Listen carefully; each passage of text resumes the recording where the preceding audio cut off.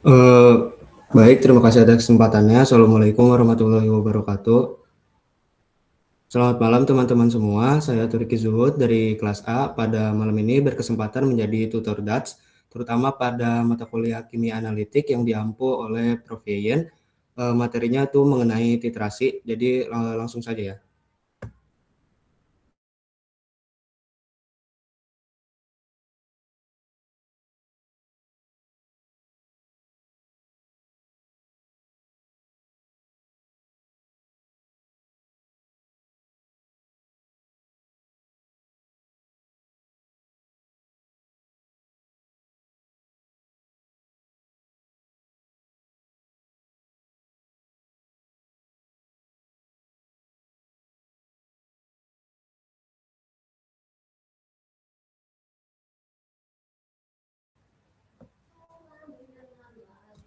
Oke, baik. Jadi akan saya mulai. Di sini saya akan membahas mengenai titrasi terlebih dahulu. Jadi titrasi sendiri, seperti yang sudah teman-teman pelajari, merupakan salah satu metode analisis kuantitatif yang biasanya digunakan untuk menentukan konsentrasi suatu zat dalam larutan melalui reaksi dengan larutan standar, di mana larutan standar sendiri merupakan larutan yang konsentrasinya sudah diketahui secara pasti, di mana larutan standar ini juga memiliki dua jenis. Yang pertama yaitu larutan standar primer dan juga larutan standar sekunder. Larutan standar primer sendiri merupakan larutan yang memiliki kemurnian tinggi, jadi sudah memiliki konsentrasi yang pasti, sedangkan larutan standar sekunder ini belum memiliki kemurnian yang tinggi dan belum memiliki konsentrasi yang pasti, sehingga perlu dilakukan standarisasi terlebih dahulu untuk kemudian bisa digunakan untuk proses titrasi. Larutan standar ini dalam titrasi biasanya digunakan sebagai titran. Titran ini adalah larutan yang konsentrasinya sudah diketahui, yang digunakan untuk mengetahui konsentrasi zat lain dalam titrasi, yaitu analit. Jadi analit ini adalah zat yang kita gunakan dalam titrasi yang konsentrasinya belum kita ketahui, tetapi kita ingin mengetahuinya. Nah, itu disebut analit, atau dalam titrasi sendiri analit disebut titrat. Selanjutnya adalah indikator. Jadi di titrasi ini biasanya menggunakan indikator. Indikator ini gunanya untuk menentukan titik akhir titrasi dan titik ekuivalen pada titrasi. Jadi indikator ini digunakan indikator ini digunakan sesuai dengan trayek pH dari reaksi titrasi yang terjadi. Yang pertama itu ada titik ekuivalen. Jadi titik ekuivalen pada titrasi merupakan titik di mana titrat dan titran sudah bereaksi secara stabil dan secara mol, di mana mol titrat dan mol titran itu bereaksi secara sama. Nah, untuk titik ekuivalen ini tidak bisa diamati secara langsung oleh mata kita karena memang terjadi secara stoikiometris. Untuk menentukannya kita bisa menggunakan indikator. Indikator ini digunakan untuk menentukan titik akhir titrasi, di mana pada titik akhir titrasi indikator akan menunjukkan perubahan warna sehingga titrasi bisa dikatakan selesai. Oke, di sini juga ada salah satu proses titrasi. Yang pertama ada alat yang dinamakan buret. Buret sendiri biasanya diisi dengan larutan standar yang sudah diketahui konsentrasinya, yaitu yang berfungsi sebagai titran, dan juga di dalam Erlenmeyer. Erlenmeyer ini diisi dengan larutan titrat yang ingin diketahui konsentrasinya atau yang berperan sebagai analit. Lalu pada penitrasian ini dilakukan dengan meneteskan larutan standar pada buret, di mana buret ini memiliki keran sehingga diteteskan secara perlahan-lahan lalu menggoyangkan Erlenmeyer yang berisi titrat secara perlahan-lahan dengan konstan hingga terjadi perubahan warna yang konstan. Baik, yang pertama di jenis-jenis titrasi ini ada titrasi asidimetri. Titrasi asidimetri sendiri merupakan jenis titrasi netralisasi asam dan basa, di mana larutan asam digunakan sebagai standar dan larutan basa digunakan sebagai analit, atau larutan basa ini adalah larutan yang ingin diketahui konsentrasinya oleh kita. Jadi titrasi asidimetri ini merupakan titrasi yang berlangsung antara asam dan basa, di mana asam dan basa ini kemudian akan menghasilkan garam dan air sehingga disebut netralisasi dan basa berperan sebagai analit. Dalam titrasi asidimetri sendiri terdapat dua jenis. Yang pertama adalah titrasi asidimetri langsung dan yang kedua adalah titrasi asidimetri tidak langsung. Titrasi asidimetri langsung sendiri merupakan titrasi yang dilakukan dengan meneteskan langsung larutan standar asam yang ada di dalam buret ke dalam basa yang terdapat di dalam Erlenmeyer.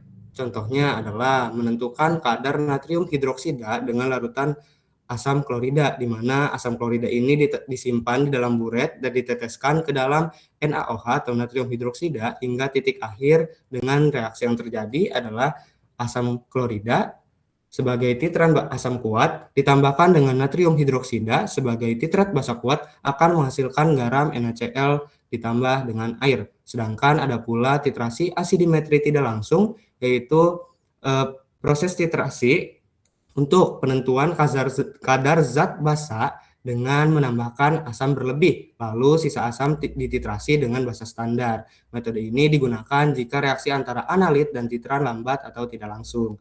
Jadi, titrasi asidimetri ini dilakukan memang ketika analit dengan titran itu sulit untuk bereaksi secara langsung, sehingga titrasi perlu dilakukan sehingga perlu dilakukan reaksi terlebih dahulu. Misalnya yaitu untuk menentukan suatu basa untuk menentukan kondisi yang misalnya untuk menentukan konsentrasi basa, namun tetapi konsentrasi basa ini sulit bereaksi dengan larutan standar asam sehingga larutan basa tersebut perlu direaksikan dengan larutan asam yang lain yang mudah bereaksi dengan basa tersebut. Nah, nanti setelah basa dan asam tersebut habis bereaksi dan tersisa hanya asam yang berlebih, asam tersebut kemudian dititrasi menggunakan basa. Metode ini disebut dengan asidimetri tidak langsung. Oke, yang selanjutnya yaitu adalah titrasi alkalimetri. Titrasi alkalimetri ini tidak jauh berbeda dengan titrasi asidimetri yang tadi sudah dijelaskan. Jadi pada titrasi alkalimetri ini yang berperan sebagai titran atau sebagai larutan standar yang konsentrasinya sudah diketahui adalah basa, sedangkan yang digunakan sebagai analit atau sebagai larutan yang ingin diketahui konsentrasinya adalah asam. Sama seperti tadi, ini merupakan metode titrasi asam basa melalui reaksi netralisasi. Adapun jenis-jenisnya yaitu yang pertama yaitu titrasi alkalimetri langsung dan titrasi alkalimetri tidak langsung. Titrasi alkalimetri langsung ini adalah metode penentuan kadar zat asam dengan menitrasi langsung menggunakan larutan standar basa. Jadi ini sama saja seperti asidimetri langsung. Hanya saja bedanya asam dan basa ini bertukar posisinya. Jadi basa ini berperan sebagai larutan standar, sedangkan asam berperan sebagai analitnya. Jadi di dalam buret terdapat larutan basa dan dalam Erlenmeyer dapat larutan asam dan dilakukan titrasi langsung sehingga nanti didapatkan konsentrasi asam yang ingin dicari. Selanjutnya yaitu titrasi alkalimetri tidak langsung, sama seperti tadi titrasi asidimetri tidak langsung. Titrasi alkalimetri tidak langsung ini digunakan apabila basa dan asam tidak bisa langsung bereaksi, jadi perlu dilakukan reaksi terlebih dahulu. Nah, pada titrasi alkalimetri tidak langsung ini, metode penentuan kadar zat asam dengan menambahkan basa berlebih, lalu sisa basa dititrasi dengan asam standar. Begitu. Baik, selanjutnya di sini saya ada contoh perhitungan titrasi asam basa. Saya mengambil contoh titrasi asidimetri, yaitu dengan titrasi larutan natrium hidroksida 50 ml dengan larutan asam klorida standar 0,1 molar sebanyak 50 ml. Nah, pertama-tama yang harus dilakukan adalah untuk mencari volume HCl pada titik ekivalen, di mana pada titik ekivalen menggunakan rumus asam basa yaitu molaritas asam dikali dengan volume asam dikali dengan valensi asam sama dengan nilai molaritas basa dikali volume basa dikali dengan valensi basanya. Sudah diketahui bahwasannya molaritas asam yang digunakan adalah 0,1 ml. 0,1 mohon maaf, molaritas asamnya 0,1 molar, kemudian volume HCl yang dicari, lalu molaritas basanya yaitu 0,1 dan volume basa yang digunakan adalah 50 ml. Dan di sini karena HCl dan juga natrium hidroksida itu valensinya sama-sama 1, berarti valensi asamnya 1 dan valensi basanya 1, sehingga dilakukan perhitungan akan didapatkan bahwasannya volume HCl yang digunakan adalah 50 mili untuk mencapai titik ekivalen. Jadi titik ekivalen akan tercapai apabila volume HCl telah ditambahkan sebanyak 50 ml. Nah, terus kalau misalnya kita ingin membuat kurva titrasi asam basanya seperti apa? Yang pertama kita harus menghitung terlebih dahulu bagaimana sih pH larutan NaOH yang ingin dicari sebagai titrat itu berapa sih pH sebelum ditambahkan dengan HCl. Jadi di sini diketahui bahwasannya volume HCl sebelum dilakukan titrasi itu 0 ml, belum ada penambahannya. Jadi lalu pada reaksi NaOH dalam air dalam larutan akan terurai menjadi ion-ionnya, menjadi ion natrium dan juga ion hidroksida. Nah, nilai dari ion hidroksida ini akan sama dengan nilai dari konsentrasi natrium hidroksida itu tersendiri karena memang perbandingan molnya sama, yaitu sama-sama 1.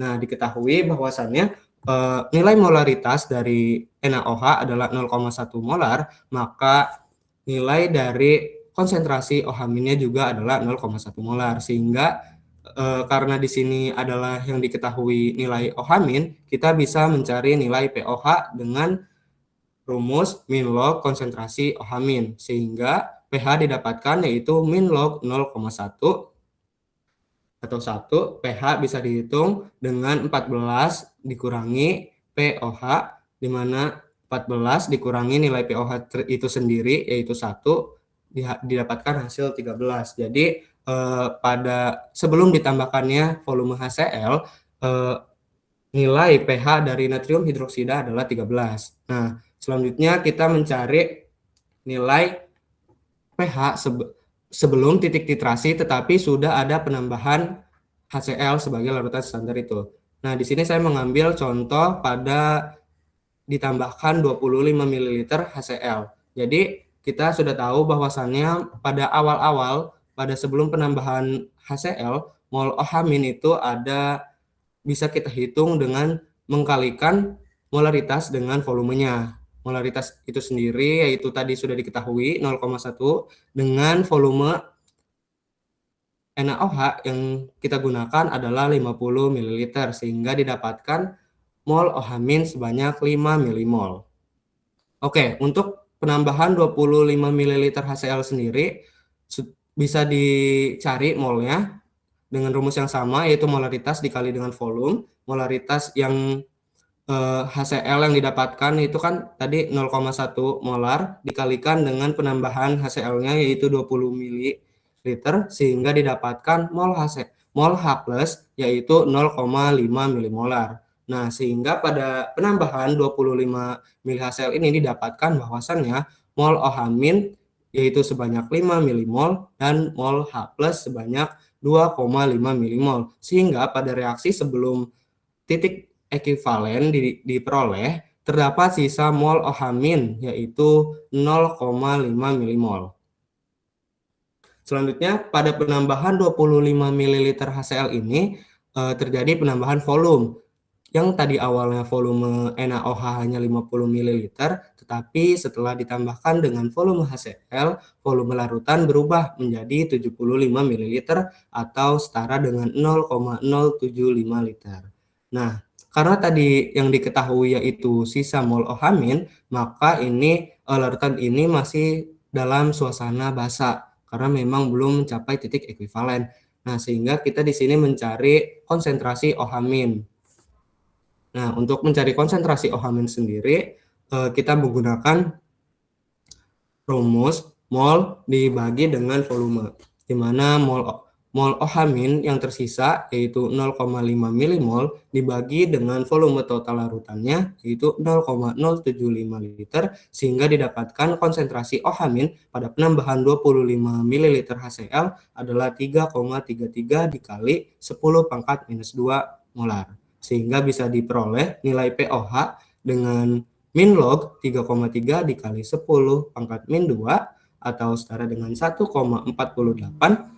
Dengan selanjutnya kita mencari pH yaitu 14 dikurangi pOH, di mana pOH yang diperoleh adalah 1,48, sehingga didapatkan hasil pH yaitu sekitar 12,52. Selanjutnya, tadi sudah kita hitung bahwasannya titik ekuivalen akan tercapai ketika HCl sudah ditambahkan sebanyak 50 ml. Nah, mol HCl pada titik ekuivalen bisa dicari dengan konsentrasi dikalikan dengan volumenya.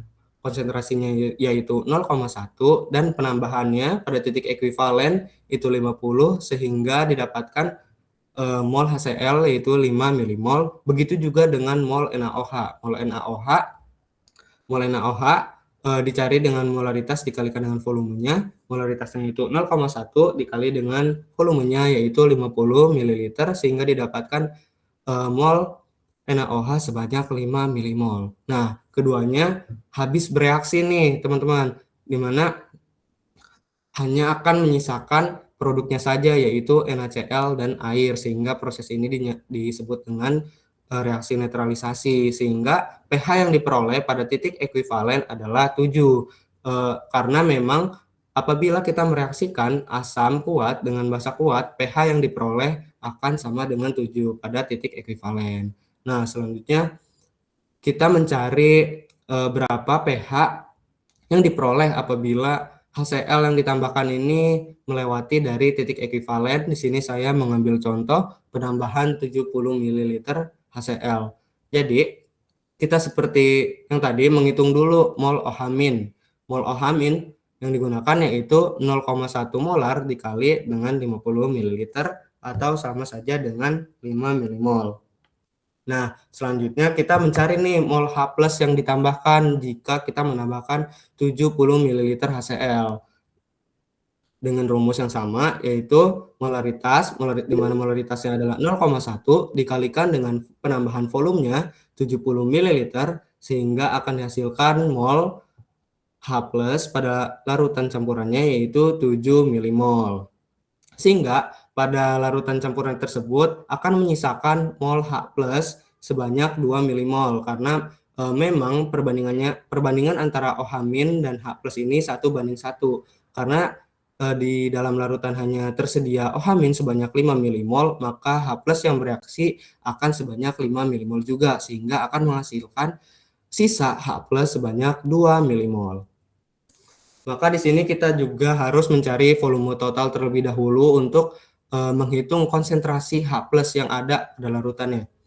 Volume totalnya yaitu volume NaOH ditambahkan dengan volume penambahan HCl, yaitu 50 ml ditambahkan dengan 70 ml, sehingga volume totalnya adalah 0,12 liter. Nah, karena tadi di sini yang bersisa adalah OH-, maka kita mencari konsentrasi H+, di mana konsentrasi H+ ini bisa dicari dengan mol dibagi dengan volume. Nah, di sini sisa mol H+-nya itu adalah 2 milimol, sedangkan volume total larutannya itu 0,12 liter atau sama saja dengan 120 ml, sehingga kita bagi molnya dengan volumenya, sehingga didapatkan bahwasannya konsentrasi H+ pada larutan adalah 1,67 dikali 10 pangkat minus 2 molaritas. Nah, kalau misalnya kita sudah mengetahui berapa konsentrasi H+-nya, maka kita bisa menghitung pH larutannya. Sehingga pH larutan bisa dihitung dengan rumus min log konsentrasi H+, di mana konsentrasi H+ ini bernilai 1,67 dikali 10 pangkat -2 sehingga pH didapatkan berkisar 1,78 ketika ditambahkan volume HCl sebanyak 70 ml. Nah, ini adapun titrasi ini menghasilkan kurva seperti ini. Titik ekuivalen berada pada pH 7 dengan penambahan volume HCl yaitu 50 ml. Bisa dilihat juga bahwasannya apabila volume HCl yang ditambahkan itu belum mencapai 50 ml, larutan tersebut sangat bersifat basa, bisa dilihat pada kurva, dan setelah penambahan HCl di atas 50 ml, larutan tersebut bersifat asam. Sehingga diperoleh bahwasannya titik ekuivalen pada proses titrasi ini yaitu pada pH 7 dengan penambahan HCl sebanyak 50 ml. Baik teman-teman, apakah ada yang ingin ditanyakan terlebih dahulu?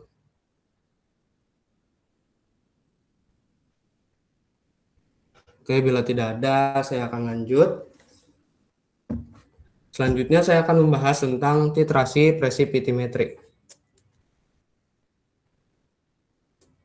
Jadi, titrasi presipitimetri ini merupakan salah satu metode titrasi berbasis reaksi pengendapan, karena memang presipitimetri ini berasal dari kata precipitation yang artinya pengendapan. Nah, teknik ini digunakannya untuk mengukur konsentrasi ion yang mampu membentuk garam dengan kelarutan yang rendah, sehingga pada kelarutan yang rendah ini zat tersebut akan mengendap. Makanya disebut dengan titrasi pengendapan atau presipitimetri. Nah, salah satu bentuk titrasi presipitimetri adalah titrasi argentometri. Titrasi argentometri ini titrasi yang melibatkan ion perak atau Ag+ dari larutan perak nitrat atau AgNO3 sebagai titrannya. Jadi larutan AgNO3 ini digunakan sebagai titran, di mana nantinya ion Ag+ dari AgNO3 ini akan bereaksi dengan zat-zat yang ingin diketahui konsentrasinya. Nah, ion Ag+ ini akan bereaksi dengan anion-anion lain seperti ion klorida, ion bromida, lalu ada juga ion iodida atau ion cyanida atau ion tiosianat, sehingga nantinya akan membentuk endapan AgX yang tidak larut. Adapun yang akan dibahas yaitu 3 metode yang termasuk ke dalam titrasi presipitimetri khususnya, yaitu titrasi argentometri. Yang pertama adalah titrasi metode Mohr, yang kedua adalah titrasi metode Volhard, dan yang ketiga adalah titrasi metode Fayence. Nah, pada titrasi Mohr sendiri yang digunakan sebagai indikator adalah indikator kalium kromat, sedangkan Volhard ini akan melibatkan indikator yang bisa larut dengan mudah, dan metode Fayence sendiri menggunakan indikator absorpsi dalam titrasinya. Baik, yang pertama tadi sudah dijelaskan juga secara singkat, yaitu metode Mohr. Metode Mohr adalah titrasi presipitimetri atau titrasi pengendapan langsung menggunakan larutan standar perak nitrat yang biasanya digunakan untuk menentukan kadar Cl- atau kadar ion klorida. Nah, larutan sampel ini dititrasi hingga titik akhir yang ditandai dengan perubahan warna endapan merah bata dari perak kromat. Indikator yang digunakan adalah kalium kromat. Nah, jadi metode Mohr ini biasanya digunakan untuk menentukan kadar ion klorida pada larutan. Nah, pertama-tama sampel ion klorida ini dititrasi menggunakan larutan standar, yaitu larutan AgNO3 yang kemudian akan membentuk endapan putih AgCl, di mana pada reaksi ini ion klorida akan berikatan dengan ion Ag+ dari AgNO3 sehingga membentuk AgCl. Kemudian setelah itu AgCl akan mengendap hingga Cl- habis. Jadi reaksi ini akan terus berlangsung hingga konsentrasi ion Cl- itu semuanya telah habis bereaksi membentuk AgCl. Nah, nanti kelebihan AgCl ini akan bereaksi dengan indikator yang digunakan, yaitu indikator kalium kromat. sehingga akan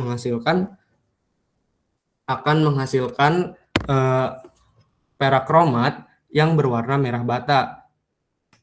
Ketika larutan sudah membentuk perak kromat yang berwarna merah bata, ini digunakan sebagai titik akhir visual atau sebagai titik akhir titrasi. Karena memang pada reaksi ini Ag akan terus bereaksi dengan Cl hingga Cl habis, kemudian Ag yang tersisa kemudian akan bereaksi dengan indikator yang digunakan, sehingga ion Ag+ akan bereaksi dengan ion CrO4 2- pada larutan kalium kromat, sehingga kemudian akan membentuk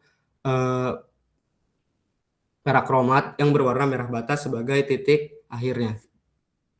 Nah, pada metode Moore ini sangat dipengaruhi oleh pH, karena pada metode Moore ini pH yang optimal untuk digunakan itu berkisar 6-10 atau ideal pada pH sekitar 8. Nah, fungsinya itu agar menjaga ion kromat yang berasal dari indikator kalium kromat ini stabil untuk mendeteksi titik akhir yang tajam, sehingga nanti bisa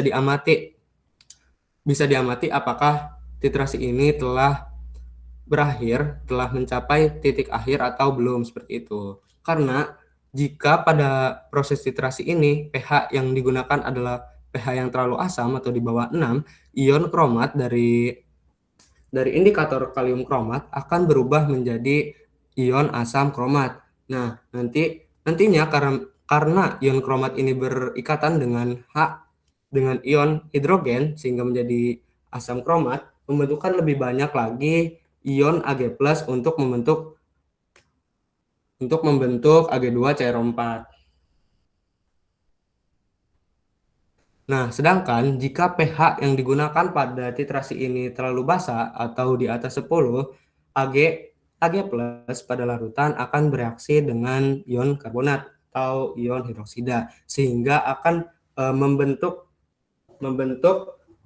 endapan berwarna putih, yaitu Ag2CO3 atau AgOH. Nah, jika kita mereaksikan dengan pH yang terlalu basa dan membentuk endapan putih, tetapi endapan putih tersebut bukan endapan putih AgCl, maka di situ terdapat kesalahan dan akan merusak titrasi, sehingga terdapat kesalahan dan di situ tidak akan terbentuk warna merah bata, karena memang Ag itu bereaksi dengan ion hidroksida atau ion karbonat, sehingga Ag tidak bereaksi dengan ion kromat yang berasal dari kalium kromat.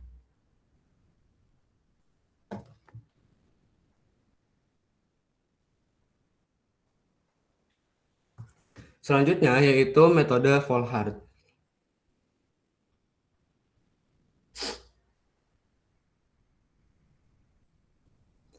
Metode Volhard sendiri merupakan titrasi presipitimetri tidak langsung yang digunakan untuk menentukan kadar ion klorida, ion bromida, atau ion iodida, ataupun ion tiosianat dalam suasana asam menggunakan larutan asam nitrat. Disebut tidak langsung karena memang pada prosesnya melibatkan penambahan perak nitrat terlebih dahulu, diikuti titrasi balik sisa ion perak dengan kalium tiosianat. Indikator utama yang digunakan pada metode Volhard adalah ion besi 3 atau Fe3+, yang kemudian akan membentuk kompleks merah, yaitu FeSCN2+ atau besi 3 tiosianat sebagai penentu titik akhir. Adapun metode Volhard ini yaitu metode Volhard langsung dan tidak langsung. Metode Volhard langsung digunakan ketika analit dalam sampel adalah ion Ag+. Larutan Ag+ akan dititrasi langsung dengan ion tiosianat atau ion SCN- yang mula-mula mengendapkan AgSCN. Setelah seluruh ion Ag+ habis, kelebihan SCN akan bereaksi dengan indikator Fe3 yang kemudian akan membentuk kompleks FeSCN2+ berwarna merah sebagai titik akhir. Proses ini dilakukan dalam suasana asam, yaitu asam nitrat, agar Fe3+ tidak mengendap sebagai besi 3 hidroksida. disebut langsung karena memang ion tiosianat bereaksi langsung dengan Ag+ tanpa tahap reaksi pendahuluan. Sedangkan metode Volhard yang tidak langsung ini digunakan untuk menentukan ion halida. Contohnya yaitu seperti ion klorida, ion bromida, atau ion iodida. Sampel halida akan direaksikan terlebih dahulu dengan larutan perak nitrat berlebih sehingga akan terbentuk endapan-endapan, misalnya pada ion klorida yaitu akan membentuk perak klorida, atau pada penambahan Br- akan terbentuk AgBr, atau akan juga terbentuk Agi bila kita ingin menentukan ion iodida. Nah, kemudian sisa ion perak dalam filtrat kemudian akan dititrasi dengan larutan SCN dengan ion tiosianat.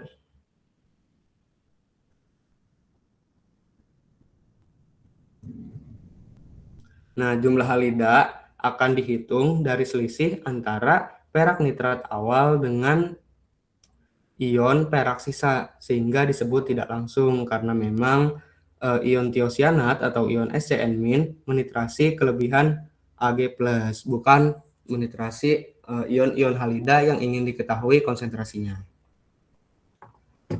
Jadi perbedaan inti dari keduanya yaitu metode Volhard langsung. Metode Volhard langsung itu pada metodenya ion tiosianat atau SCN- langsung menitrasi Ag+ dalam sampel tanpa tahap tambahan. Titik akhirnya akan muncul ketika ion tiosianat berlebih bereaksi dengan Fe3+ menghasilkan warna merah. Sedangkan pada metode Volhard tidak langsung, halida terlebih dahulu diendapkan dengan AgNO3 berlebih. Kemudian SCN- hanya menitrasi sisa Ag+-nya. Jumlah halida dihitung dari selisih Ag+ awal dan Ag+ sisa. Titik akhir juga muncul dari kompleks merah, Fe3+ dan SCN-.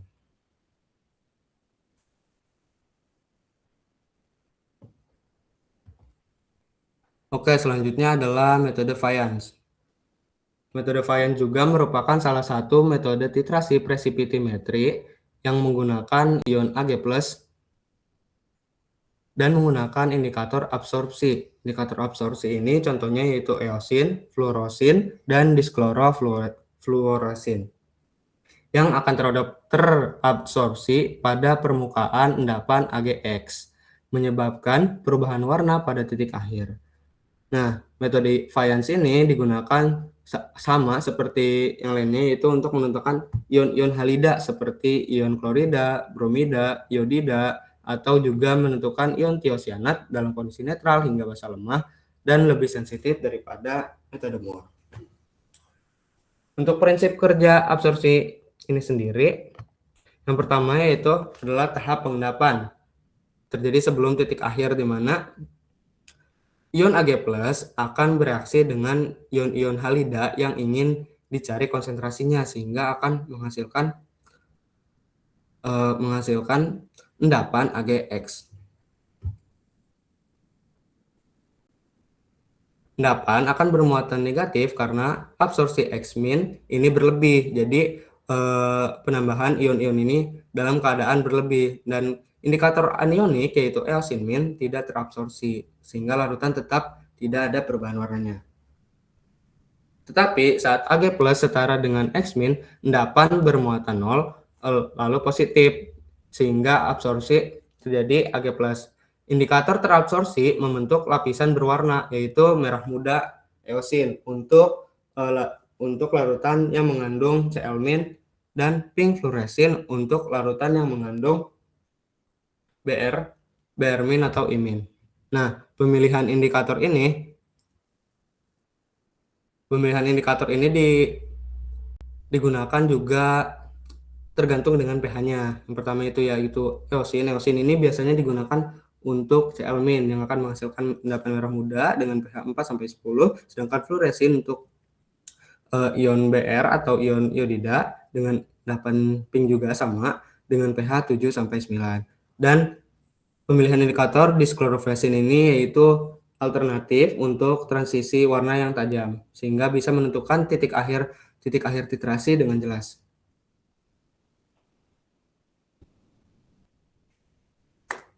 Nah, di sini juga saya membuat tabel perbandingan antara metode-metode yang tadi sudah jelaskan. Yang pertama ada metode Moore, metode Volhard, dan juga metode Fayence.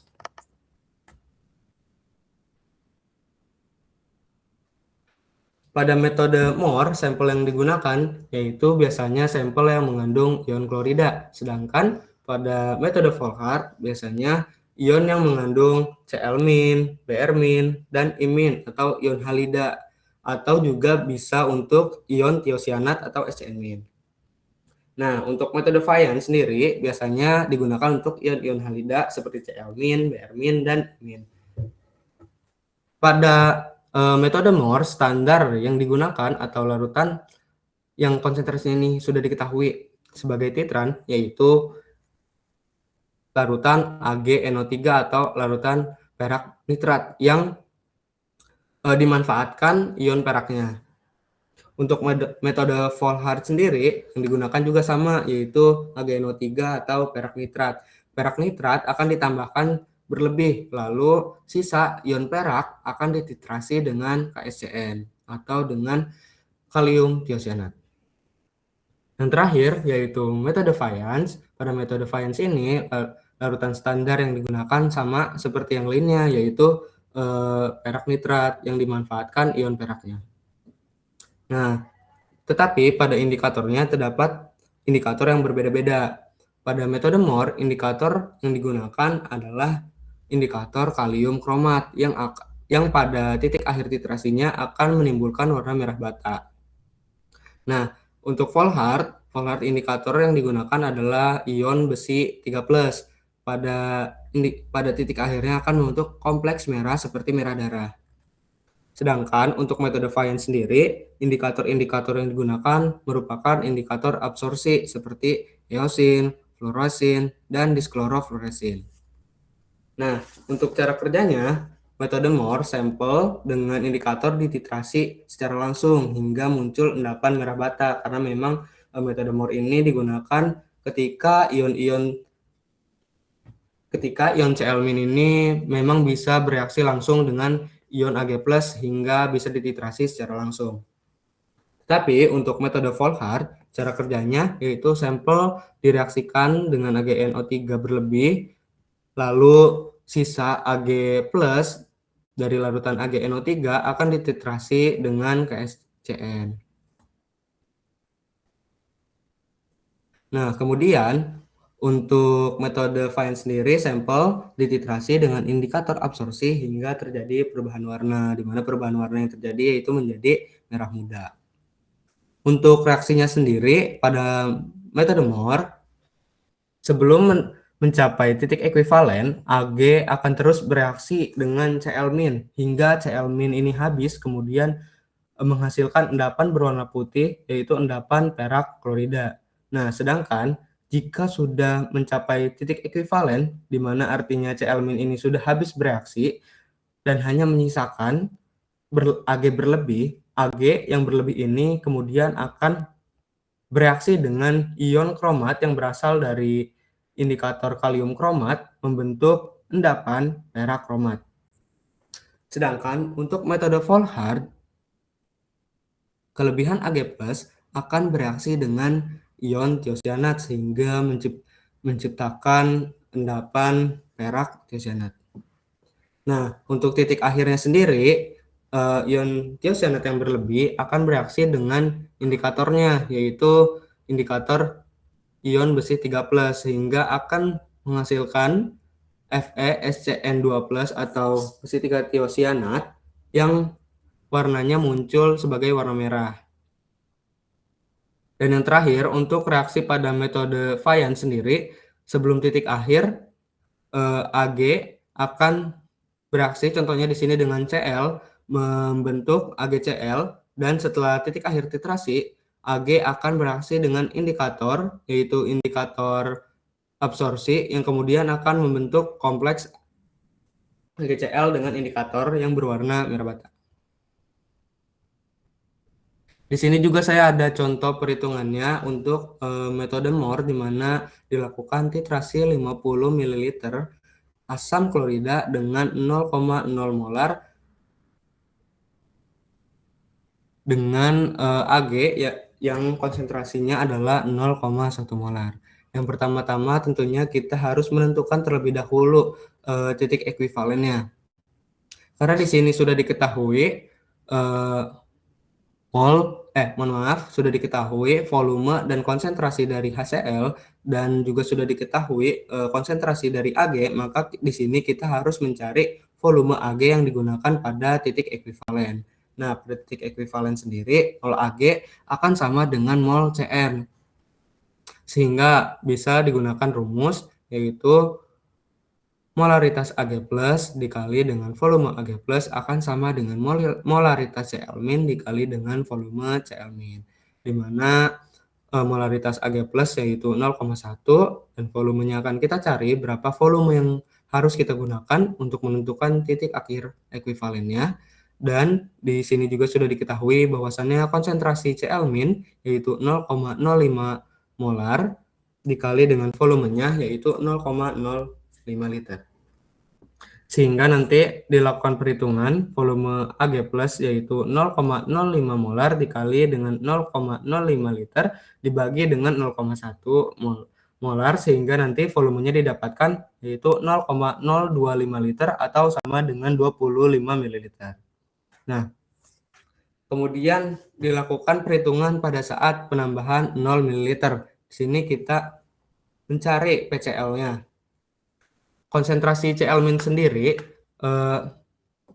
karena sudah diketahui jumlah molaritasnya, maka konsentrasi dari Cl min akan sama dengan 0,05 molar karena memang konsentrasinya 0,05. Nah, 0,05 molar ini bisa kita ubah ke bentuk 5 kali 10 pangkat minus 2 molar untuk mempermudah dalam mencari PCl-nya.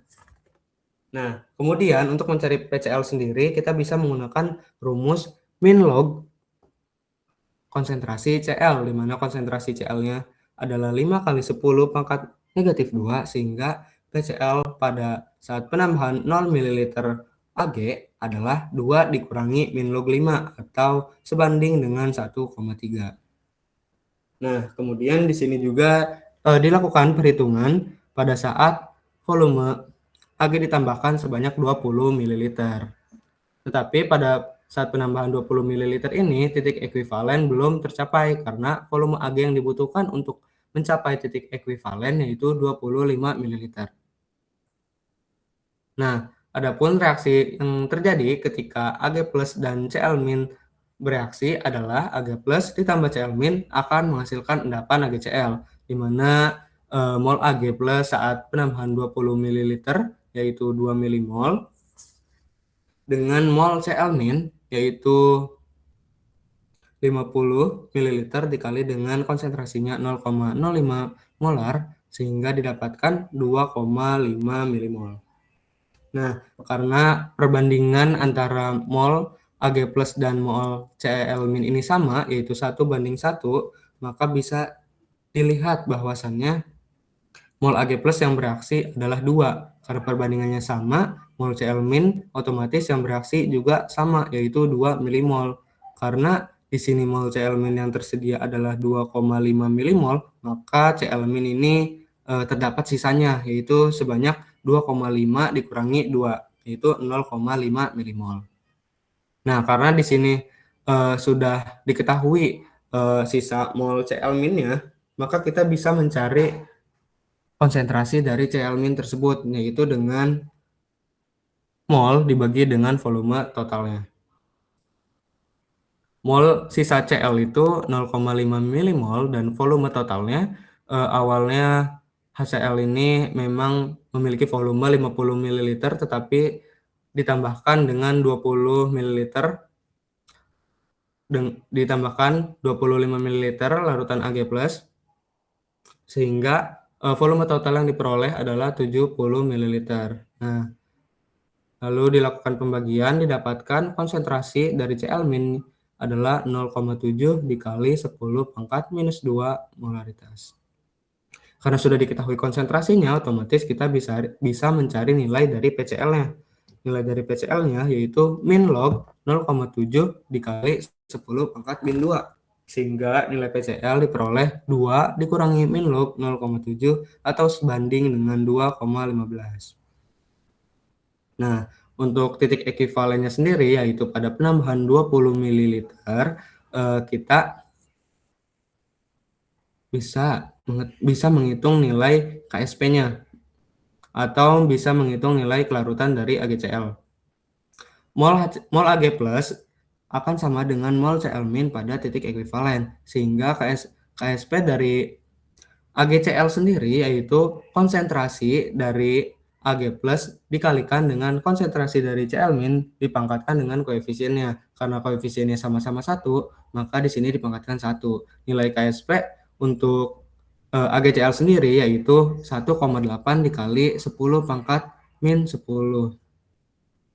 Nah, akan sama dengan kelarutannya, kelarutan dari Ag dan kelarutan dari Cl. Kelarutan dari Ag ini hanya S karena memang dia tidak ada pangkatnya dan tidak ada pangkatnya, tidak ada juga koefisiennya sama dengan Cl. Kelarutannya hanya S.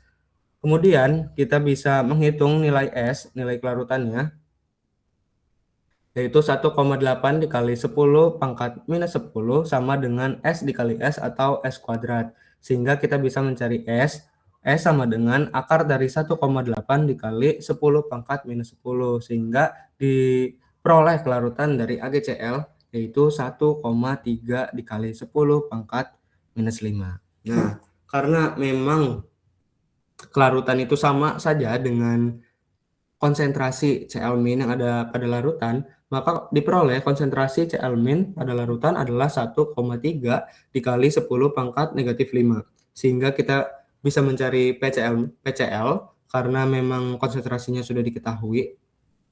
Jadi PCl kita cari dengan min log konsentrasi Cl-, di mana konsentrasi Cl- adalah 1,3 dikali 10 pangkat minus 5, sehingga kita peroleh nilai PCl yaitu 5 dikurangi min log 1,3 atau sebanding dengan 4,89.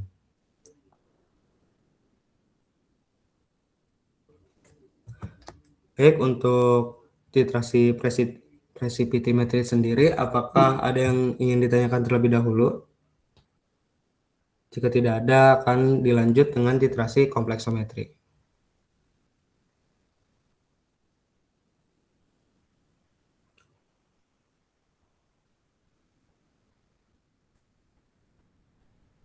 Oke, saya akan lanjut dengan membahas titrasi kompleksometri.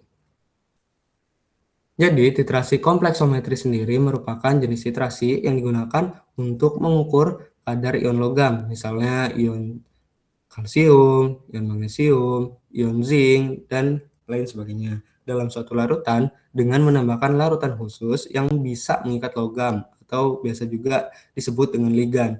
Larutan khusus tersebut yang digunakan adalah EDTA. EDTA sendiri merupakan singkatan dari ethyl diamin tetraacetic acid.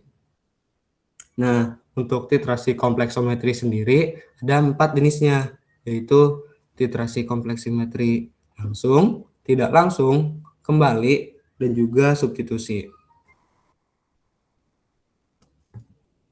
Nah, untuk yang langsung sendiri, EDTA akan bereaksi langsung dengan ion logam sampel.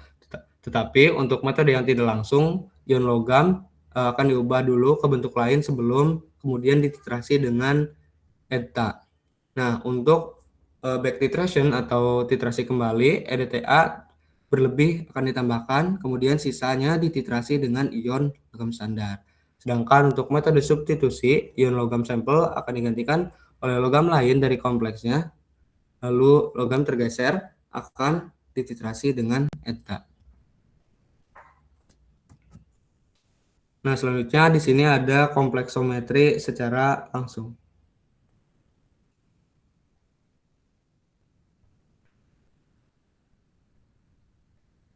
Nah, pada titrasi kompleksometri langsung ini memang EDTA akan bereaksi langsung dengan ion logam dalam sampelnya. Contoh ion logamnya ada Ca+, Mg2+, Zn2+, Cu2+, Fe3+, Ni2+, dan lain-lainnya. Di sini, EDTA berperan sebagai ligan pengikat logam yang bisa menangkap ion logam satu persatu sampel hingga semua logam habis bereaksi. Metode titrasi langsung ini adalah cara penentuan kadar ion logam di mana larutan sampel langsung dititrasi dengan larutan pembentuk kompleksnya, yaitu EDTA itu sendiri, tanpa perlakuan tambahan seperti penambahan reaksi pendahuluan atau pembentukan senyawa lain terlebih dahulu. Nah, pada kompleksometri langsung ini, titik akhir ditandai dengan perubahan warna indikator logam, misalnya adalah EBT dan Kelvin-Gauge. Tetapi pada titrasi ini juga terdapat masalah-masalahnya. Misalnya pada pH tinggi, logam bisa mengendap sebagai MOH2. Misalnya kita di sini mereaksikan Mg2+. Nah, jika larutan berada pada pH yang tinggi, maka Mg ini akan berikatan dengan ion hidroksida sehingga membentuk MgOH2. Sehingga memang pada titrasi ini diperlukan pH yang sesuai agar tidak ada reaksi yang berlangsung selain reaksi yang ingin kita cari. Nah, apabila pada pH tinggi terjadi endapan-endapan karena ion logam tersebut berikatan dengan ion hidroksida, maka bisa ditambahkan kompleks sementara yaitu natrium sitrat atau Na3C6H5O7 atau natrium tartat Na2C4H4O6. Fungsi kompleks sementara itu adalah untuk menjaga ion logam agar tetap larut sampai EDTA bereaksi. Nah, jadi fungsinya ini agar tidak membentuk endapan, agar logam-logam tersebut tidak terbentuk endapan sehingga EDTA ini bisa bereaksi langsung dengan logam-logam tersebut. Itu fungsi tambahan kompleks sementaranya. Karena memang pada reaksi ini sangat bergantung pada pH, karena kestabilan kompleks EDTA logam itu berbeda-beda. Misalnya untuk logam seperti Ca2+ dan Mg2+, pH yang optimum adalah pada pH 9 sampai 10. Nah, di sini juga bisa digunakan buffer untuk menjaga pH stabil dan membantu pembentukan kompleks EDTA yang kuat.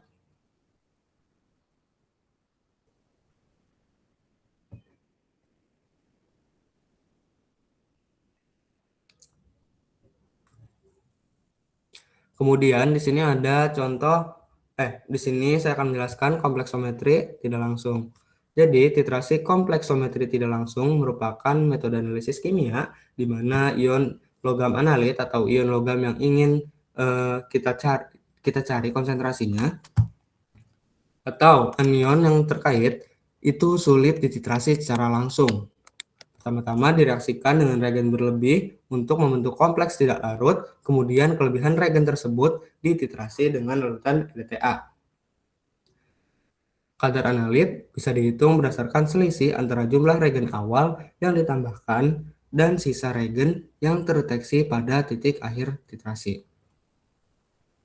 Misalnya, untuk menentukan kadar ion sulfat, menambahkan BaCl2 berlebih kemudian akan membentuk BaSO4 yang berbentuk endapan. Lalu sisa ion Ba2+ akan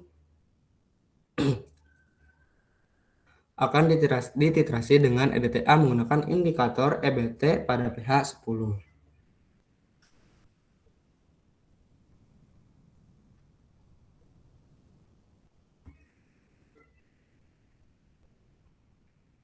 Nah, selanjutnya di sini ada titrasi kompleksometri kembali. Titrasi kompleksometri titrasi kembali sendiri merupakan metode titrasi di mana analit ini tidak dititrasi secara langsung, melainkan ditentukan melalui sisa reagen standar yang ditambahkan secara berlebih. Contohnya yaitu pada penentuan kadar ion kalsium, larutan ETA ditambahkan ke dalam larutan ion kalsium dalam jumlah berlebih, sehingga seluruh ion kalsium akan membentuk kompleks Ca eta. Nah, kelebihan eta yang tidak bereaksi kemudian akan dititrasi kembali menggunakan larutan standar seperti Mg2+ atau Zn2+. Selisih jumlah eta awal dan eta sisa digunakan untuk menghitung kadar ion Ca2+ dalam sampel. Nah, metode kompleksometri kembali ini digunakan apabila reaksi yang terjadi lambat. Jika reaksi antara analit dan eta berjalannya lambat atau tidak bisa dititrasi secara langsung, sehingga titrasi akan tidak menjadi akurat apabila langsung dititrasi. Nah, tetapi dengan titrasi kembali, reaksi dibiarkan langsung sempurna terlebih dahulu. Jadi di sini ion logam yang ingin diketahui akan direaksikan dengan EDTA yang berlebih. Kemudian EDTA yang berlebih akan dititrasi kembali menggunakan larutan-larutan standar seperti Mg2+ atau Zn2+. Nah, nanti selisih EDTA ini digunakan untuk menentukan kadar ion yang ingin dicari ini. Kemudian, titrasi ini juga digunakan ketika kompleks tidak stabil. Pada pH titrasi langsung, kompleks analit EDTA bisa mudah terurai. Titrasi kembali menghindari kondisi pH yang menyebabkan ketidakstabilan tersebut. Nah, selanjutnya yaitu digunakan ketika analit mengendap. Beberapa ion logam akan mengendap pada pH tertentu sehingga tidak bisa dititrasi secara langsung. Pada titrasi kembali, analit sudah bereaksi sebelum pengendapan terjadi. Jadi pada metode ini sebelum terjadinya pengendapan, analit ini sudah bereaksi habis dengan EDTA sehingga tidak menghasilkan endapan seperti itu. Nah, kemudian bisa juga digunakan ketika analit mengganggu indikator sehingga perubahan warna pada titik akhir sulit diamati. Nah, titrasi kembali menggunakan ion logam lain agar tidak mengganggu indikator yang digunakan.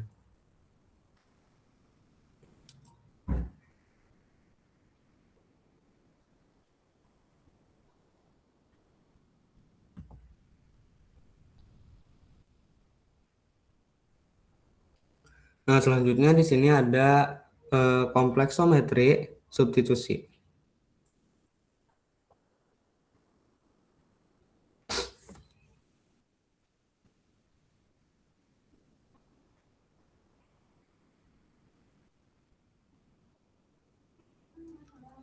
Untuk titrasi kompleksometri substitusi sendiri merupakan metode titrasi kompleksometri yang tidak langsung, karena memang di ion logam, analit akan menggantikan ion logam lain dari suatu kompleks logam eta yang telah terbentuk. Jumlah analit ditentukan berdasarkan jumlah ion logam yang dilepaskan yang kemudian akan dititrasi dengan EDTA.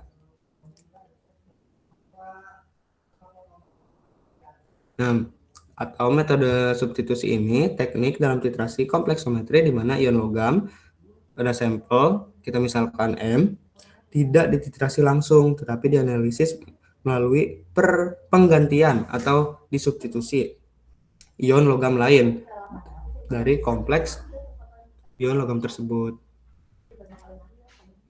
Metode ini digunakan untuk logam yang sulit dititrasi secara langsung karena reaksinya lambat, tidak memiliki indikator yang sesuai, atau tidak stabil pada pH yang optimum. Pada prinsip dan mekanisme metode substitusi, yang pertama, sampel yang mengandung ion logam yang akan dicari konsentrasinya ditambahkan dengan kompleks standar EDTA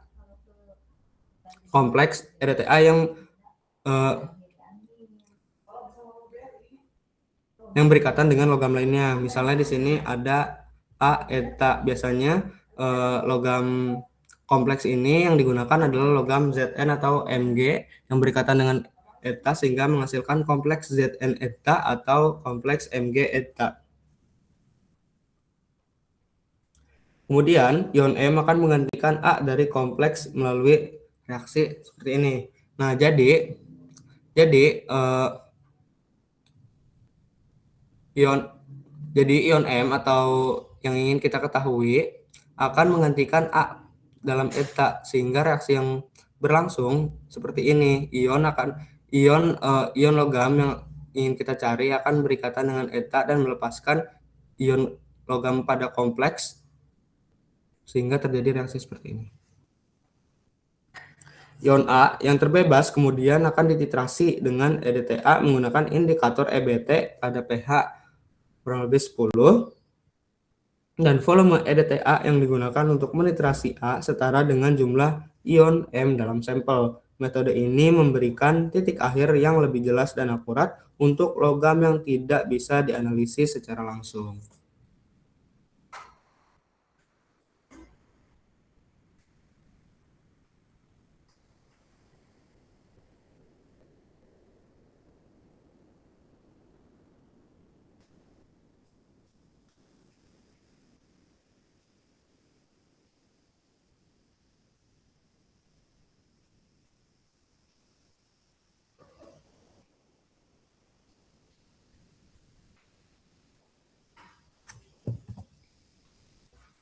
Nah, teman-teman tadi juga dibahas senyawa kompleks. Senyawa kompleks itu apa sih? Jadi, senyawa kompleks merupakan senyawa yang terdiri dari ion logam pusat yang berikatan koordinasi dengan salah satu atau lebih ligan monodentat, di mana ligan menyumbang pasangan elektron tunggal, yaitu di sini ada contohnya cuprum tetraamina dari Cu2+ ditambahkan dengan NH3, dan juga di sini ada perak tetraamina dari Ag+ ditambahkan dengan NH3. Di sini bisa dilihat bahwasannya ligan menyumbang pasangan elektron tunggal,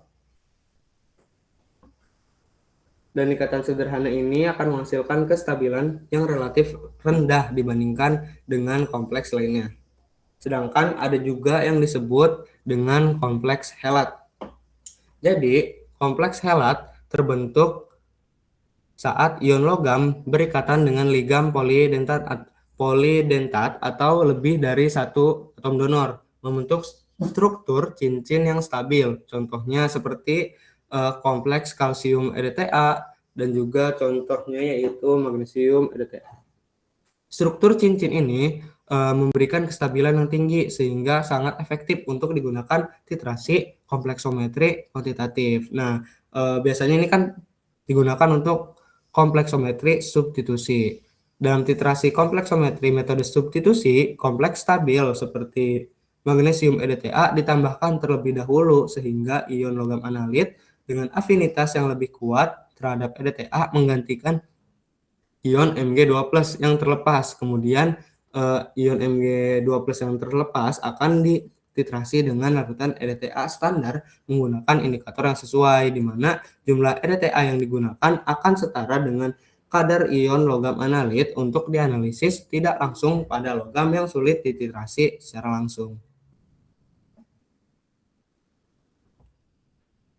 Nah, di sini juga ada contoh perhitungannya untuk metode kompleksometri yang secara langsung, di mana dilakukan titrasi 20 ml ion magnesium sebanyak 0,01 molar dengan EDTA 0,01 molar dengan pH larutan yaitu 10. Sehingga didapatkan reaksinya yaitu Mg2+ plus 4Y sehingga akan membentuk MgY2-. Ini adalah reaksi pembentukan ion kompleksnya. Nah, pada reaksi ini juga kita harus mencari tetapan pembentukan kompleks kondisional atau KF-nya, di mana rumusnya yaitu alpha 4KF. Alpha 4 yang berlaku pada saat pH 10 adalah 0,35 dan nilai KF adalah 4,9 dikali 10 pangkat 8 sehingga didapatkan tetapan pembentukan kompleks kondisionalnya yaitu 1,71 dikali 10 pangkat 8. Pada titik ekivalen, mol Mg2+ yang bereaksi akan sama dengan mol EDTA sehingga kita bisa mencari dengan persamaan molaritas Mg dikali dengan volume Mg akan sama dengan molaritas EDTA dikali dengan volume EDTA, sehingga kita mendapatkan volume saat ekuivalen atau volume EDTA yang digunakan yaitu dengan rumus molaritas Mg dikali dengan volume Mg yaitu 0,01 molar dikalikan dengan 25 ml dibagi dengan molaritas EDTA yaitu 0,01 sehingga volume Zat ekuivalen EDTA yang digunakan adalah 25 ml.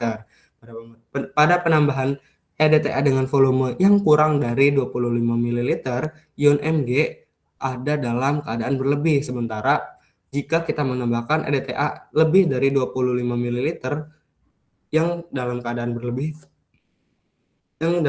berlebih adalah EDTA. Nah, sebelum penambahan EDTA, konsentrasi pada ion Mg2+ adalah 0,1 molar, sehingga kita bisa menghitung PMG-nya, yaitu min log konsentrasi Mg2+ atau min log 0,01, sehingga diperoleh nilai PMG-nya yaitu 2. Nah, kemudian saat titik ekuivalen belum tercapai, di sini penambahan 10 ml EDTA menyebabkan konsentrasi Mg2+ dalam larutan akan menjadi seperti ini. Konsentrasi Mg2+ dalam larutan ketika ditambahkan 10 ml EDTA bisa dicari dengan rumus molaritas Mg dikali volume Mg dikurangi molaritas EDTA dikali volume EDTA dibagi dengan volume totalnya atau volume Mg ditambah volume EDTA. Tadi sudah kita ketahui bahwasannya molaritas dan volume Mg itu 0,01 molaritas dan volumenya 25 ml dikurangi dengan mol dari EDTA-nya yaitu 0,01 molaritas dikali dengan penambahannya sebanyak 10 ml dibagi dengan volume totalnya yaitu 30 ml sehingga didapatkan konsentrasi Mg2+ pada penambahan 10 ml EDTA adalah 0,0043 molar. Sehingga kita bisa mencari PMG dengan rumus yang sama yaitu min log konsentrasi Mg2+, sehingga PMG nanti akan didapat dengan nilai 2,36. Nah, kemudian pada titik ekuivalen mol awal yaitu Mg2+ akan sama dengan mol EDTA dan akan sama dengan mol Mg kompleksnya. Jika reaksi berlangsung sempurna, maka kita bisa menghitung konsentrasi Mg(Y2-) dengan rumus mol awal Mg dibagi dengan volume totalnya, di mana mol awal Mg bisa dicari dengan 0,01 molaritas dikalikan dengan volumenya 25 ml dibagi dengan volume totalnya yaitu 25 ml dari volume Mg dan volume EDTA yang harus digunakan ketika titik ekuivalen yaitu 20 ml sehingga volume totalnya 50 ml dan akan diperoleh konsentrasi Mgy2- adalah 0,005 molar. Nah, pada kesetimbangan berlaku tetapan pembentukan kompleks kondisional. Rumusnya yaitu konsentrasi Mgy2- dibagi dengan konsentrasi Mg2+ dikali dengan konsentrasi EDTA. Di mana sudah diketahui bahwasannya nilai dari konsentrasi Mgy2- adalah 0,005. Nah, tetapi kita di sini belum mengetahui konsentrasi dari Mg2+ dan EDTA-nya.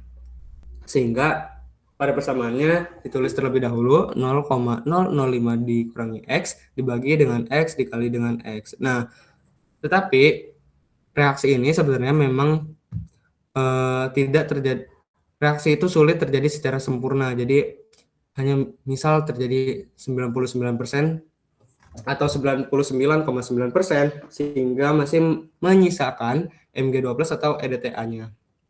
Nah, kita asumsikan bahwasannya nilai X itu lebih kecil dari 0,05, maka persamaannya bisa kita dapat 0,005 dibagi dengan X kuadrat sama dengan nilai dari tetapan pembentukan kompleks kondisionalnya yaitu 1,71 dikali 10 pangkat 8. Sehingga dilakukan perhitungan secara matematis akan menghasilkan konsentrasi Mg2+ yaitu 5,41 dikali 10 pangkat negatif 6. Sehingga PMG bisa dicari dengan min log 5,41 dikali 60 min 6 akan menghasilkan PMG yaitu 5,27. Nah, di sini Ada juga perhitungan pada penambahan 35 ml EDTA, di mana ini sudah mencapai titik ekuivalen ya. Jadi penambahan EDTA-nya berlebih, sehingga konsentrasi EDTA dalam larutan kita cari dengan molaritas EDTA dikalikan dengan volume EDTA dikurangi molaritas Mg dikurangi volume Mg dibagi dengan volume totalnya. Molaritas EDTA-nya yaitu 0,01 molar dikalikan dengan penambahan volumenya yaitu 30 ml dikurangi dengan molaritas dari Mg yaitu 0,01 molar dikalikan dengan jumlah volumenya yaitu 20 ml dibagi dengan volume total keseluruhan, di mana volume Mg adalah 25 ml dan volume EDTA yang ditambahkan adalah 35 ml. Kita hitung lalu akan menghasilkan konsentrasi EDTA pada larutannya yaitu 1,67 dikali 10 pangkat negatif 3 molaritas. Nah, sama seperti tadi, kita di sini mencari konsentrasi kompleksnya dulu, yaitu konsentrasi MgY2min. Nah, pada larutan kompleks ini, kita mencarinya dengan mol awal Mg dibagi dengan volume totalnya. Mol awal Mg-nya yaitu molaritas dikali volume, di mana molaritasnya adalah 0,01 dan volumenya adalah 25 ml.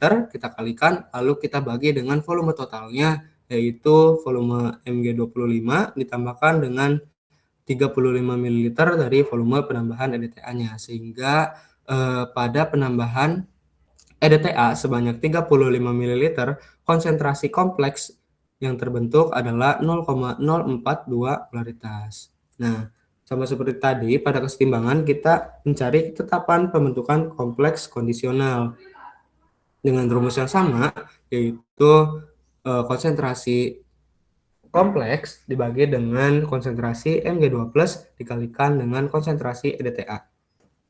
Pada penambahan 35 ml EDTA, konsentrasi kompleks dari MgY2min yang didapatkan adalah 0,0042 molaritas. Nah, untuk konsentrasi EDTA sendiri tadi sudah dicari dan diketahui bahwasannya nilainya adalah 1,67 dikali 10 pangkat minus 3. Nah, tetapi di sini belum diketahui volume Mg2+-nya.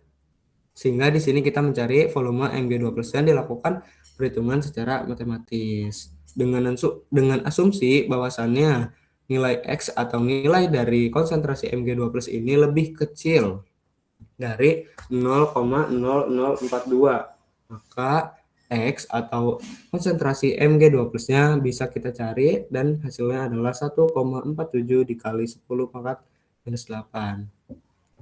Karena konsentrasi Mg2+ sudah kita ketahui, maka di sini kita bisa menghitung PMG-nya dengan min log 1,747 dikali 10 pangkat minus 8. Sehingga PMG yang diperoleh pada penambahan 35 ml EDTA adalah 7,83. Nah, selanjutnya saya akan membahas tentang titrasi redoks. Sebelumnya, apakah ada yang ingin ditanyakan terlebih dahulu?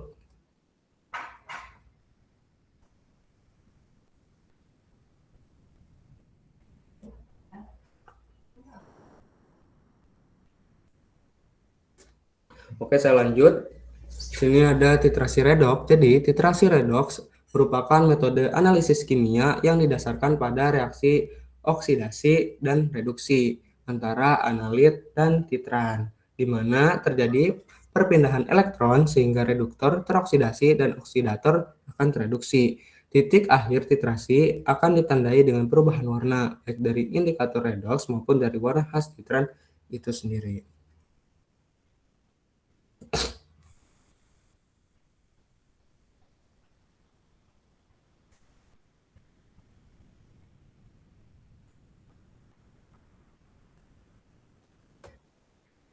Nah, teman-teman, untuk titrasi redoks sendiri ada 3 jenisnya, yaitu permanganometri, iodometri, dan iodimetri. Karena memang titrasi redoks ini didasarkan pada reaksi oksidasi reduksi. Reduksi ini merupakan penurunan bilangan oksidasi atau penerimaan elektron, sedangkan oksidasi ini merupakan kenaikan bilangan oksidasi atau bilox atau pelepasan elektron.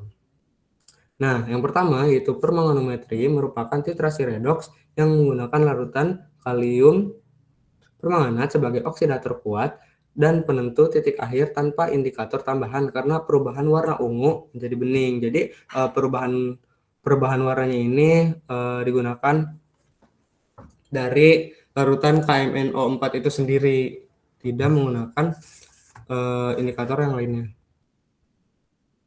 Yang kedua yaitu iodometri adalah titrasi redoks tidak langsung di mana iodin atau I2 dibebaskan dari ion halida oleh oksidator. Lalu iodin tersebut dititrasi dengan larutan natrium tiosulfat. Oksidator sendiri merupakan zat yang menyebabkan oksidasi atau zat yang mengalami reduksi. Nah, untuk iodimetri merupakan titrasi redoks langsung yang menggunakan larutan iodin sebagai titran untuk menentukan kadar zat reduksi dengan bantuan indikator amilum.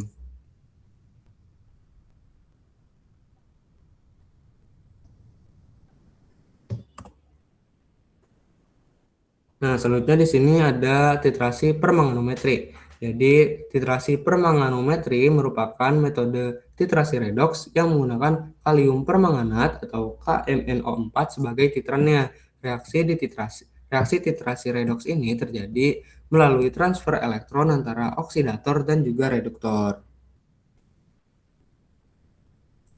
Dalam permanganometri, KMNO4 bertindak sebagai oksidator, sedangkan zat yang dianalisis atau analitnya berperan sebagai reduktor. Titrasi dilakukan sampai seluruh analit teroksidasi sempurna oleh kalium permanganat ini.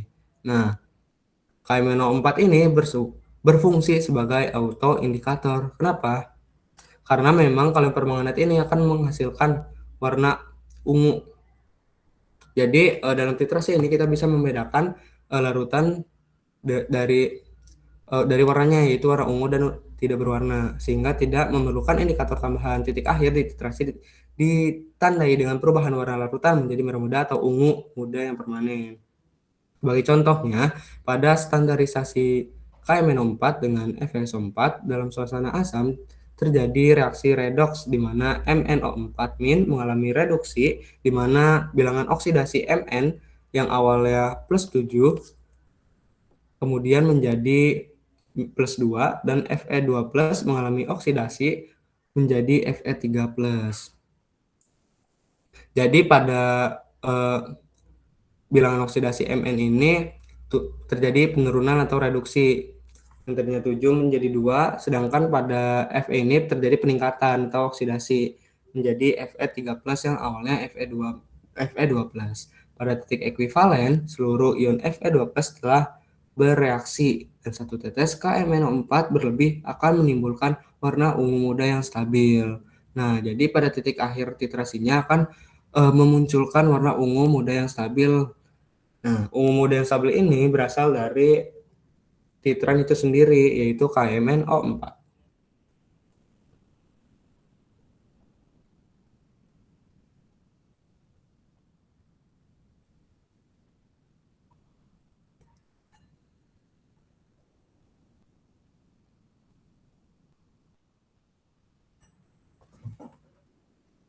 Oke, selanjutnya adalah titrasi iodometri.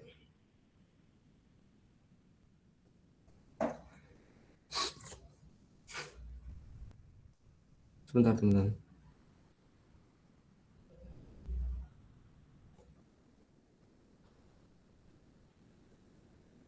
Oke, jadi titrasi iodometri ini adalah metode titrasi redoks tidak langsung yang digunakan untuk menentukan kadar zat oksidator. Sampel oksidator akan direaksikan dengan kalium iodida berlebih dalam suasana asam sehingga ion iodida dari kalium iodida akan teroksidasi menjadi iodin. Jadi I2. Iodin yang terbentuk kemudian akan dititrasi dengan larutan standar natrium tiosulfat atau Na2SO2O3 menggunakan indikator amilum atau pati untuk menentukan titik akhir titrasi. Nah, keberhasilan untuk metode titrasi iodometri ini bergantung pada jumlah I2 yang dihasilkan, hanya dari reaksi oksidator dengan imin, sehingga I2 tidak boleh digunakan sebagai larutan standar karena perhitungan kadar akan tidak sesuai. Nah, contohnya di sini ada reaksi pembentukan iodin, di mana pada suasana asam, kalium iodida akan menjadi ion-ionnya ketika terdapat pada larutan, yaitu ion kalium dan ion iodida atau ion imin. Di sini contohnya ada ion BrO3- yang akan bereaksi dengan ion iodida yang berasal dari Ki, dan juga akan ini karena suasananya dalam asam, di sini ada ion hidrogen, kemudian akan berubah menjadi Br- dan ion iodida berubah menjadi imin karena teroksidasi, dan di sini juga menghasilkan H2O atau air. Nah, kemudian eh, iodin yang dihasilkan dari reaksi pembentukan iodin ini akan dititrasi dengan natrium tiosulfat. Nah, setelah dititrasi dengan natrium iosulfat,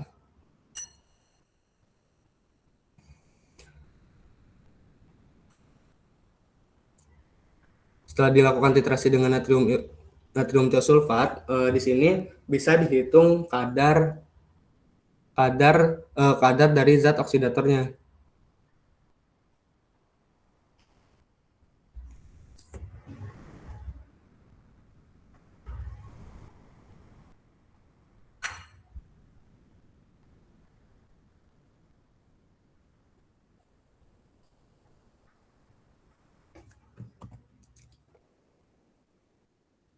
Nah, yang terakhir adalah ada titrasi iodimetri.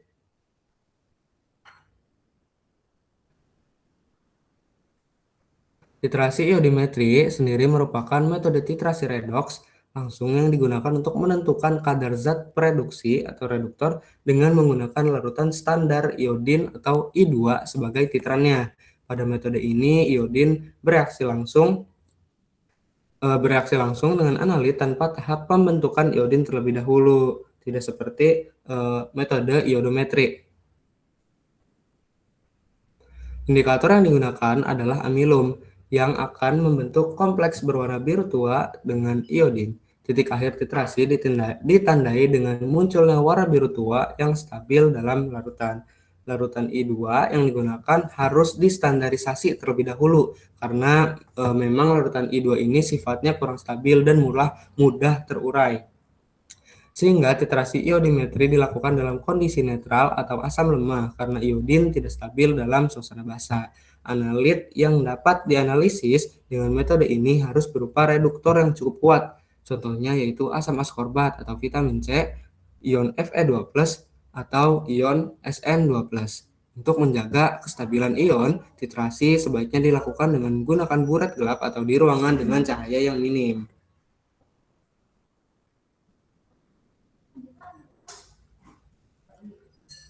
Nah, prinsip reaksi iodimetri didasarkan pada reaksi redoks, di mana iodin atau I2 akan berperan sebagai oksidator dan akan direduksi menjadi ion iodida. Sebaliknya, analit akan mengalami oksidasi. Reaksi umum yang terjadi dapat dituliskan sebagai berikut. Contohnya yaitu A atau reduktor dititrasi dengan I2 sehingga A akan teroksidasi dan I2 akan berubah menjadi imin. Nah, reaksi reduksi yang terjadi antara I2 ini yaitu I2 ditambahkan dengan 2 elektron, sehingga akan berubah menjadi 2 imin. Pada titrasi iodimetri ini berbeda dengan titrasi iodometri. Perbedaannya itu di penggunaan iodinnya.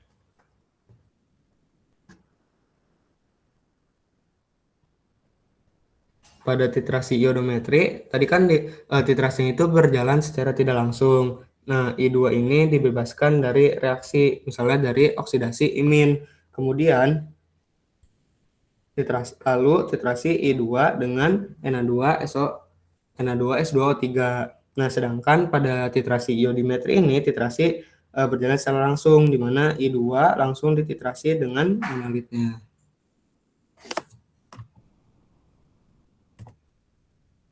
Nah, di sini juga ada contoh perhitungannya dari titrasi permanganometri.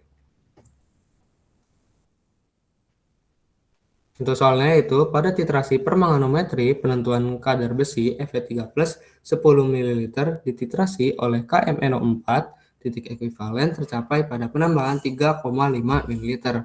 Sebelumnya, KMNO4 distandarisasi oleh 10 ml asam oksalat 0,1 normalitas dan tercapai titik ekuivalen pada penambahan 8,5 ml kalium permanganat.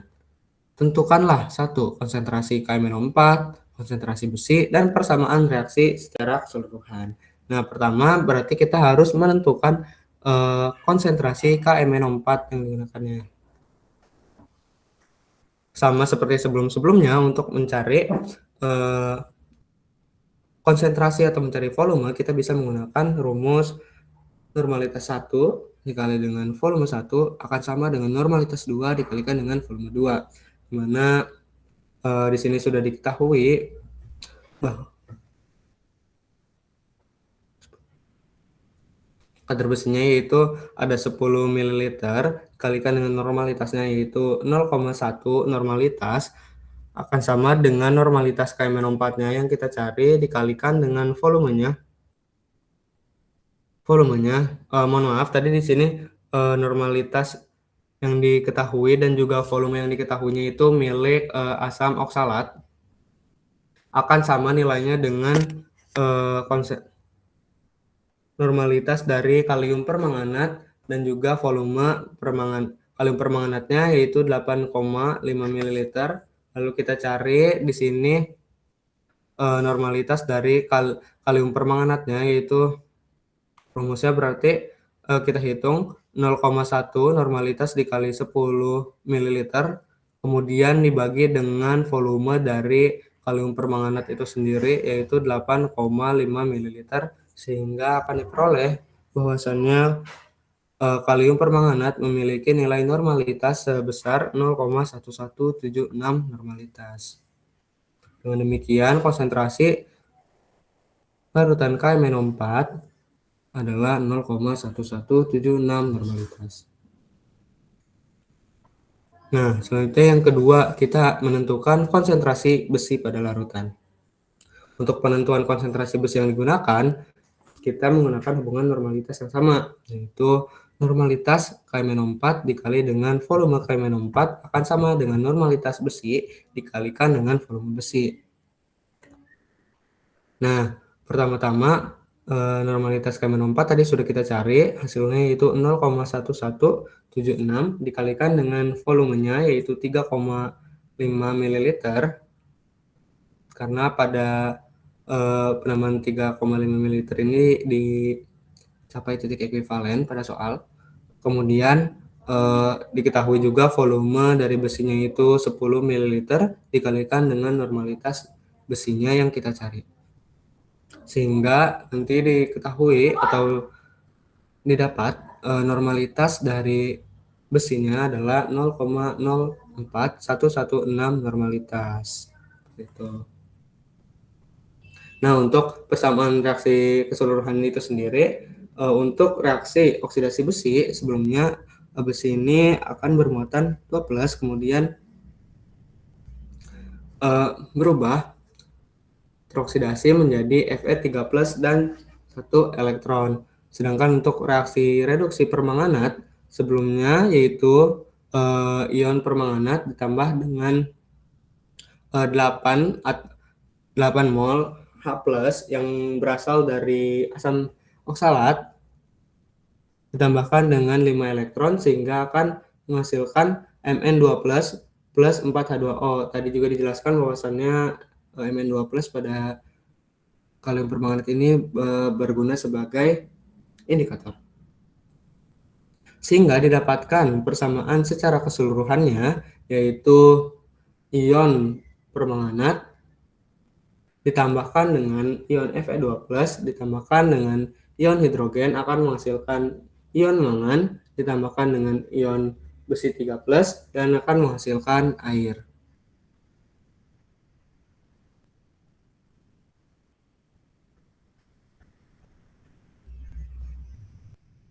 Nah, untuk materinya seperti itu. Apakah ada yang ingin ditanyakan? Jika tidak ada, akan saya tutup.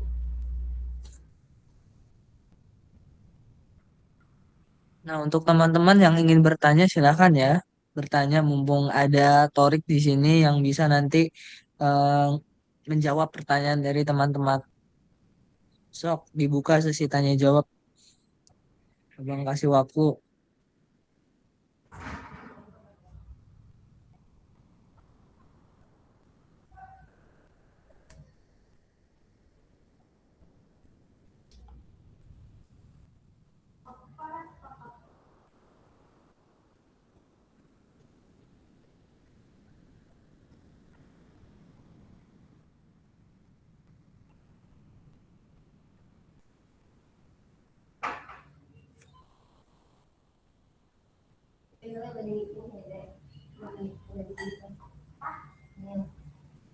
Ada yang ingin ditanyakan nggak dari teman-teman mengenai materi Torik tadi? Torik tadi ngejelasin tentang titrasi nih. Ada banyak-banyak banget macam-macam dari titrasi. Ada titrasi asimetri, terus alkalimetri, terus juga ada titrasi presipitasi gitu. Ada yang bingung nggak?